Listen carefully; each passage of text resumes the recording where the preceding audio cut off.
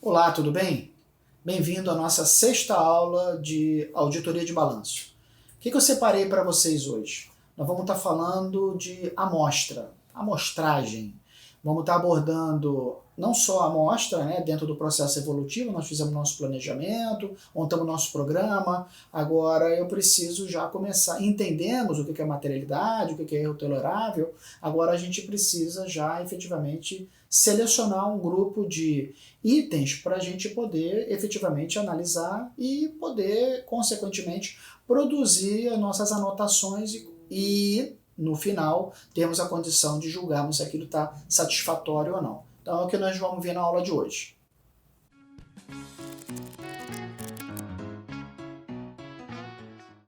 Para isso a gente precisa então entender o que vem a ser uma amostragem, né? De que se trata uma amostragem?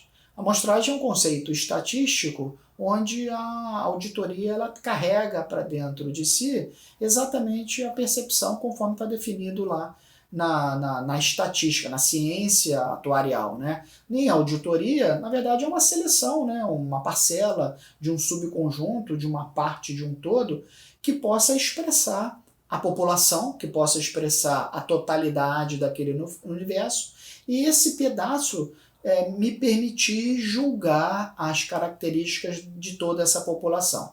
Ou seja, eu pego um pedaço daquela população e baseado naquele pedaço eu julgo efetivamente o comportamento daquela população. Se a gente for trazer isso para dentro do universo dos auditores, na verdade, eu selecionar, uma vez selecionada uma rubrica contábil, eu analisar uma determinada quantidade de documentos associados àquela rubrica contábil, de forma que eu tenha um conforto em dizer que aquele saldo total ele tem uma representatividade global satisfatória.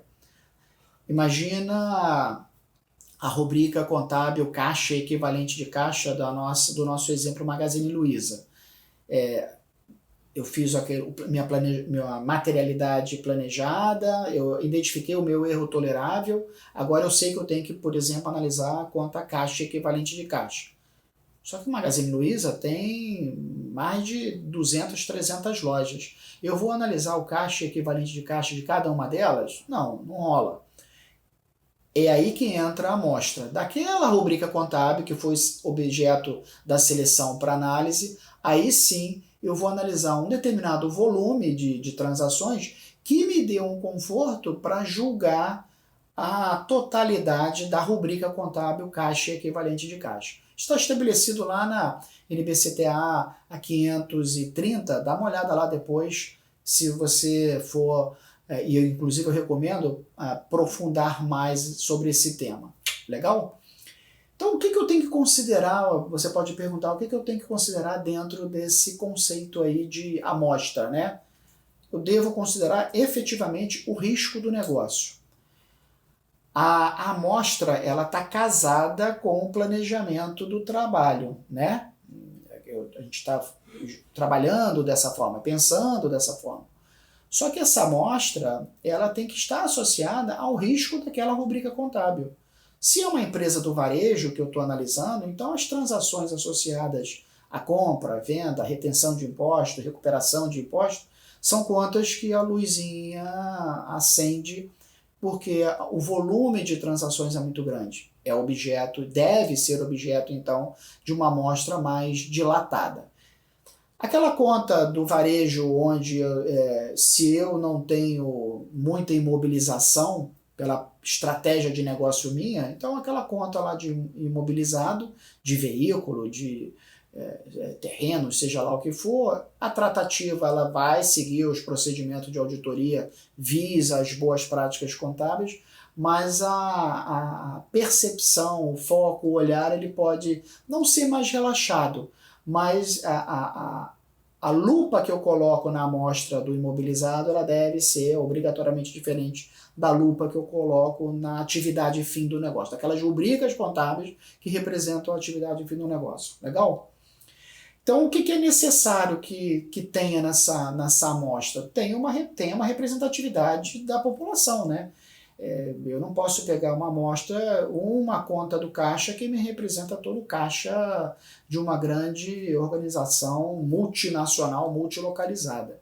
Eu pego um valor do caixa e digo que eu estou chancelando o saldo da conta caixa nas demonstrações financeiras daquela empresa. Isso não é correto. Então eu tenho que levar isso em consideração. O grau de confiança que eu tenho na composição daquele número, refletido isso no planejamento do trabalho, eu tenho que levar em conta a representatividade da população frente aí ao universo, a fonte da seleção, de onde que eu estou tirando onde que eu estou rodando a minha amostra, porque se eu for buscar informação no local que não é correto, íntegro, uma base que ela veio corrompida, vamos dizer assim, eu não vou ter a conclusão da minha análise de forma satisfatória. O número de selecionados, então, é um elemento também, um objeto importante, um fator importante a ser considerado. Legal? E aí você vai me perguntar, então é só pegar, botar a mão no saco, puxar e olhar para ver o documento e opinar sobre o valor? Não, não é bem assim. A amostra a gente viu que está associada ao risco da conta. E existem vários tipos, vários métodos, melhor dizendo, de seleção dessa amostragem. Estou compartilhando aqui com você quais são esses métodos. O método de seleção aleatória. Esse método efetivo é o método de você botar a mão no saco e puxar e analisar aquele documento. É aleatório, como o próprio nome diz. Geralmente ele é usado quando você não tem uma preocupação muito grande na interpretação e na análise daquela rubrica contábil. Pode até acontecer, e isso acontece algumas das vezes, que aquela rubrica contábil ela não foi nem objeto da sua materialidade planejada. Então está fora ali. Mas você ouviu um comentário no corredor da empresa, você percebeu que está chegando um novo player e vai impactar aí no caixa daquela empresa, e você vai lá e seleciona aquela rubrica contábil. Isso também é uma prática muito comum dos auditores, que às vezes tem um saldo pequeno, mas a probabilidade no exercício subsequente ele vir a ter um volume muito grande de transações, naquele momento eu tenho que opinar se os sistemas de controle deles são eficazes para receber um volume grande de informações. Eu faço uma seleção aleatória, geralmente é usada nesse momento. O outro método é a seleção sistêmica. Seleção sistêmica, como o próprio conceito diz, intervalos da amostra de forma metodológica, prática, burocrática, sistêmica. Ou seja, de um universo, por exemplo, de 1000 itens, eu seleciono no ano, 1000 transações no ano, eu seleciono as 10 primeiras de janeiro, as 10 primeiras de fevereiro, as 10 primeiras de março e assim consequentemente. Douglas, isso pode? Pode. Você está selecionando, você vai pegar ali 10 vezes 12 meses, um universo interessante, dependendo de toda a população associada àquela amostra, mas você usou um critério. Por que você não viu as 10 últimas? Porque você definiu que seriam as 10 primeiras.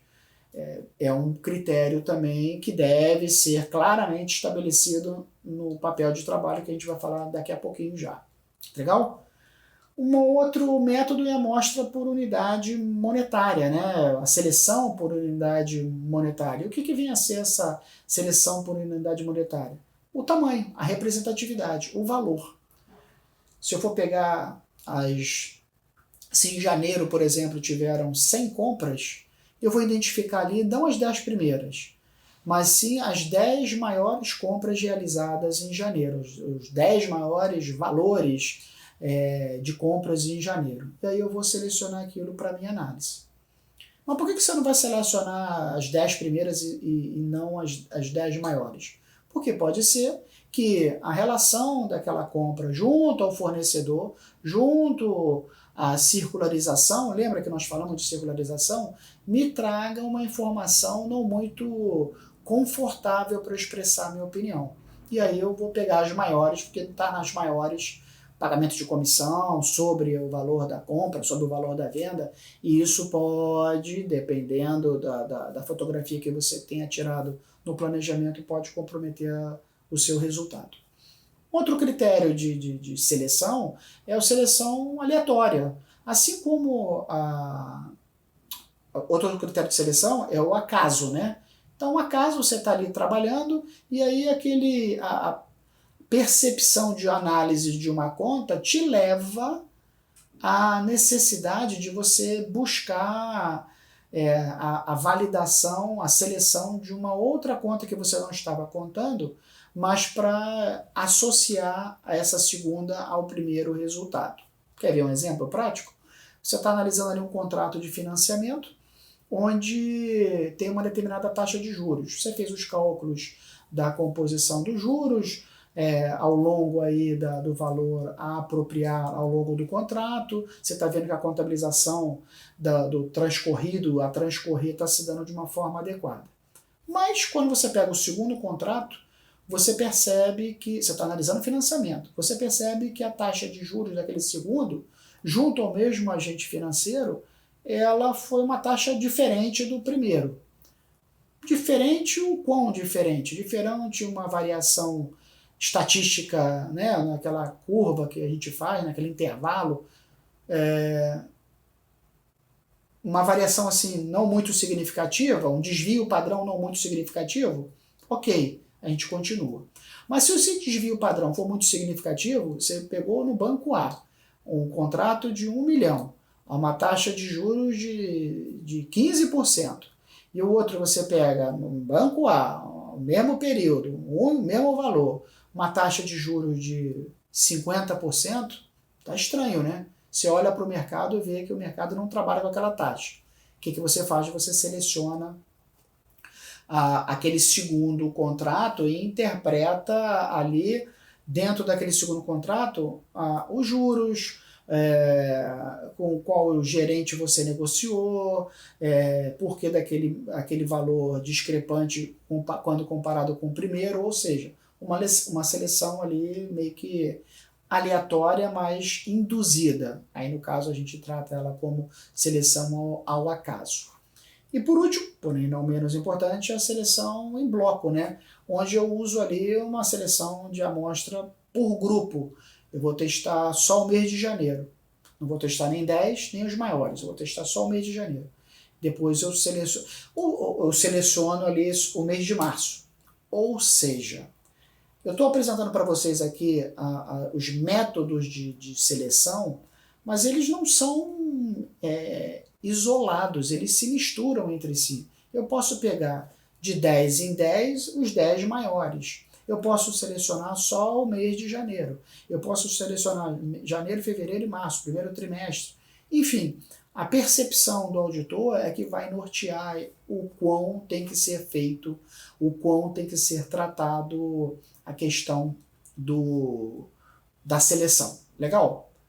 Uma vez selecionado, agora a gente precisa entender o que são papéis de trabalho, né? Como é que a gente trabalha e interpreta e o que vem a ser os papéis de trabalho. O papel de trabalho está estabelecido lá, mais uma vez, nas normas as boas técnicas de auditoria, né, NBCTA a 500, já está inclusive na primeira revisão, que ele trata basicamente o seguinte: um documento, em resumo, é um documento onde você evidencia a seleção da amostra e o teste que você vai executar naquela rubrica contábil para te garantir o somatório desses papéis de trabalho, ou working papers, né, na literatura, né, se você quiser falar também OPT, né, de papel de trabalho, porque o PT ele se confunde, né, programa de teste com papel de trabalho.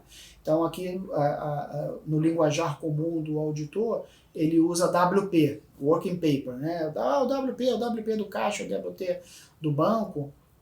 Isso é muito comum no linguajar do dia a dia desse profissional. Mas o que é então esse papel de trabalho? É um conjunto de elementos escriturados, produzidos pelo auditor, que compõem ali o registro das interpretações que ele faz baseado numa análise de uma determinada rubrica contábil. Ponto final. Vai garantir a ele a opinião no futuro a respeito da natureza daquela rubrica. Como é que são constituídos os papéis de trabalho, né? Ele carrega todas as informações, toda a inteligência do profissional, do auditor, para produzir uma opinião a respeito daquela rubrica contábil. Então eu estou falando do programa de testes, né, da seleção que ele fez, lembra da aula anterior? Então, do programa de teste, o que eu vou ver naquela conta, o que eu vou analisar naquela conta, dos documentos que foram analisados e da opinião dele, da opinião sobre aquele comportamento daquela informação. Tudo a respeito daquela rubrica contábil, com informação interna, com informação externa, obtida junto ali ao contador, junto a terceiros, é objeto, sim, de composição do WP, do nosso querido WP. E quais são os objetivos, então, desse WP?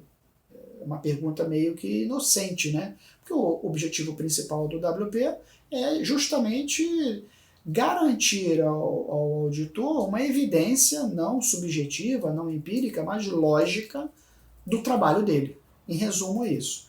É garantir que ele realizou o teste, é garantir que ele efetuou tudo o que estava acordado no programa de trabalho através de provas, através de verificações. É isso que é o papel e a funcionalidade de um WP. Legal? Então ele precisa ter informações imprescindíveis, informações importantes no corpo desse WP. E que informações são essas? De uma forma muito clara, o que ele fez, como que ele fez, por que ele fez, onde ele fez e qual a opinião dele. É isso. Basicamente é isso. Então, ele precisa ali expressar a opinião em cima da natureza, composição, respeito às legislações, a legislação contábil, as boas práticas contábeis, se aquela conta, se aquele valor representa de forma segura, com eficácia e eficiência, a informação. Então, isso são os elementos que devem compor à luz da boa prática contábil, à luz da legislação, das boas normas contábeis aplicadas. Basicamente é isso que o PT, o WP tem que conter. E na sua essência, né, essa é a filosofia, mas na prática ali, o que eu coloco? É um formulário, Douglas? É um texto? É no Excel? O que é? É um desenho que eu faço? Como é que eu apresento essa informação que eu já entendi? Você pode me perguntar. Ora, seguindo essa regrinha que eu estou disponibilizando aqui na tela para você. Ele tem que ser claro, ele tem que dizer a metodologia de trabalho que você utilizou, se você fez um teste de contagem, se você fez um teste de revisão, se você fez uma entrevista. Ele tem que dizer efetivamente, de uma forma muito clara, quais foram os elementos do ambiente de controle interno, os sistemas que você utilizou para chegar efetivamente àquela conclusão, àquela situação, melhor dizendo.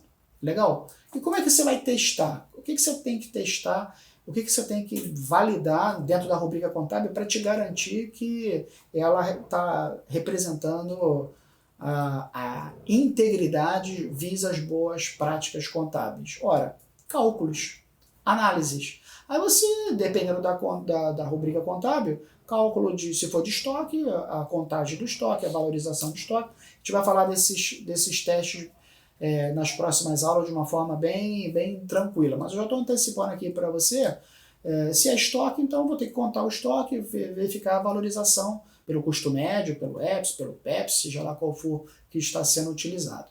Se é um contrato, como eu falei ainda agorinha, verificar a amortização, a despesa se ela está sendo diferida ao longo do contrato.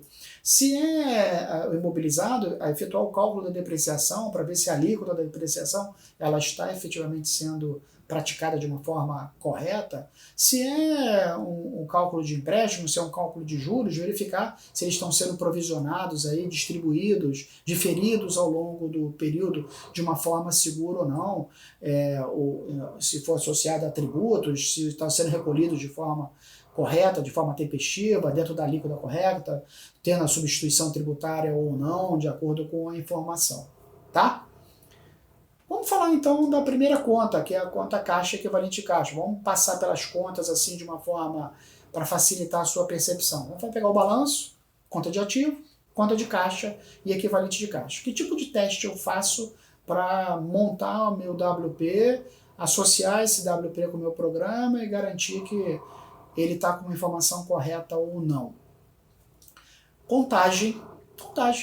Se é caixa, é dinheiro. Se é dinheiro, eu conto.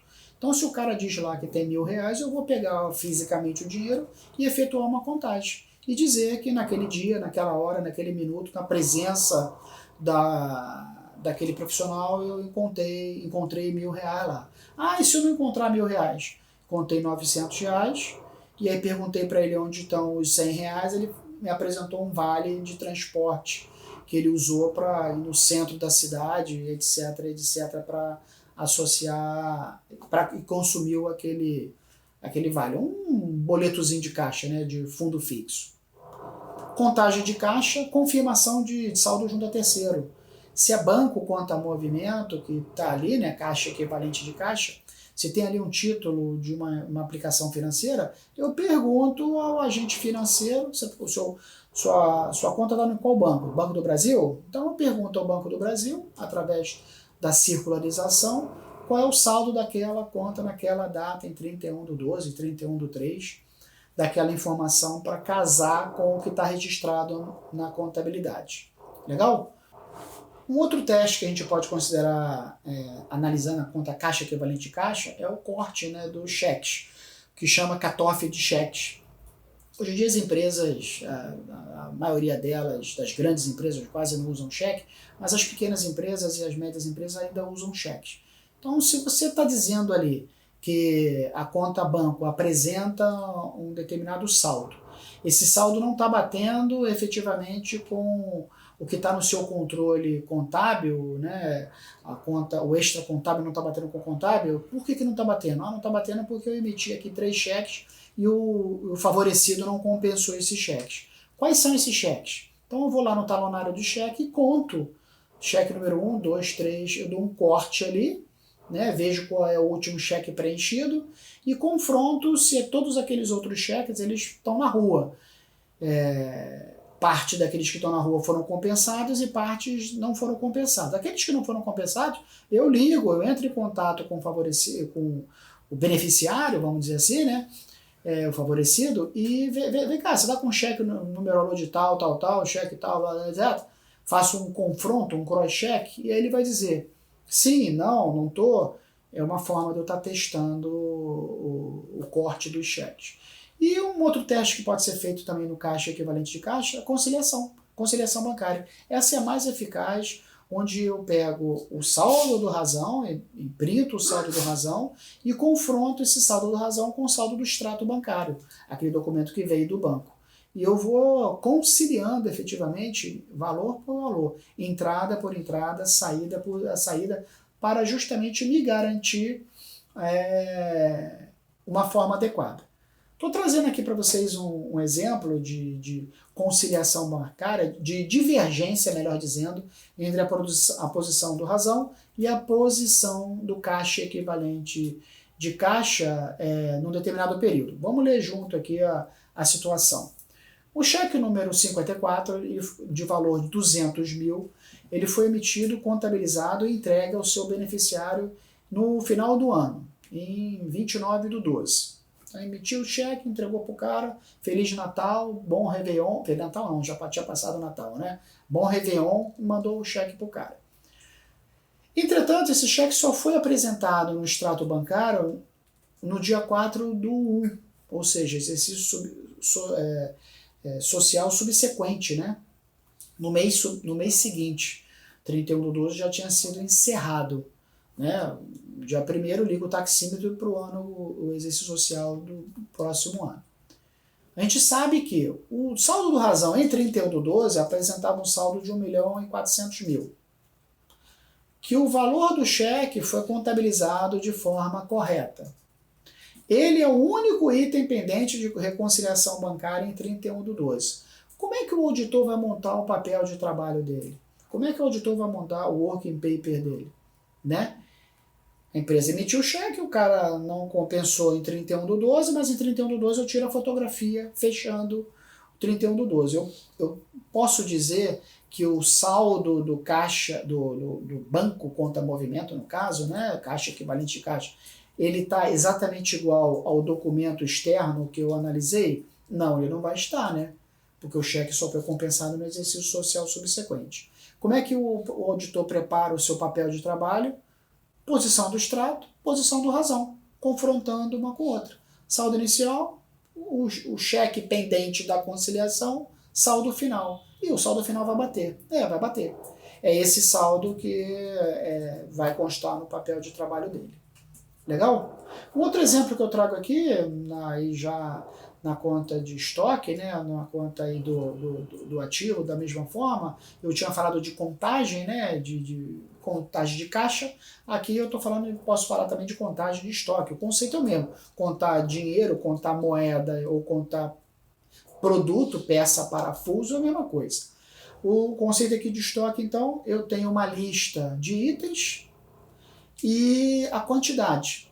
O estoque, depois a gente vai falar mais no detalhe como é que a gente faz o teste de estoque, mas aqui é só para ilustrar e você interpretar que o saldo do estoque antes da contagem era tudo zerado, foi feito o inventário, e aí depois foi confrontado esse valor inventariado versus o valor registrado efetivamente na rubrica contábil. Aí eu tenho a mercadoria ABC, onde a posição física, ora estava batendo com a posição contábil, ora não estava batendo. Diferença para mais, diferença para menos. Esse embaixo é o papel de trabalho do auditor, é o working paper do auditor, onde ele monta ali um Excelzinho simples, dizendo as diferenças e o que vai ser feito com essas diferenças, as sobras e as faltas. O contador da empresa, depois ele tem que fazer os ajustes, aumentando o seu estoque ou diminuindo o seu estoque, para ajustar o saldo do inventário do auditor. Legal? Hoje, então, a gente trocou ideia sobre a amostra e principalmente sobre papel de trabalho. Eu espero que eu tenha contribuído, você tenha entendido. Qualquer coisa, escreva, dê a sua opinião para a gente atender a sua expectativa. Não deixe de ver a próxima aula. Um abraço e tudo de bom.